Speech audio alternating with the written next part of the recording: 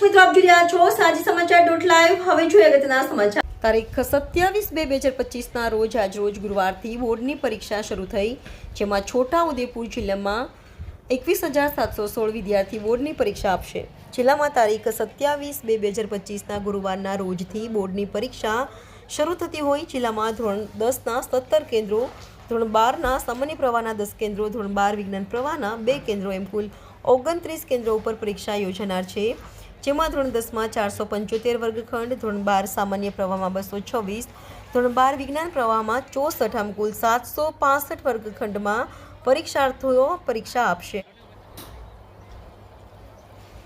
ઉલ્લેખનીય છે કે ધોરણ 10માં 13,227, ધોરણ 12 સામાન્ય પ્રવાહમાં 6,925, ધોરણ 12 વિજ્ઞાન પ્રવાહમાં 1,264 આમ કુલ ટોટલ 21,716 વિદ્યાર્થીઓ પરીક્ષા આપશે, જેમાં પરીક્ષાની કામગીરીમાં 80 સંચાલકો, 841 બ્લોક સુપરવાઇઝર, 160 વહીવટી કર્મચારીઓ, 234 વર્ગ 4ના કર્મચારીઓ અને 131 ઝોનલ ઓફિસરોની નિમણૂક કરાઈ છે, જેમાં નસવાડી તાલુકાની એસબી સોલંકી વિદ્યા મંદિરમાં છોકરાઓને શિક્ષકો દ્વારા માથે તિલક કરીને સ્કૂલમાં પ્રવેશ કરાવવામાં આવ્યા હતા।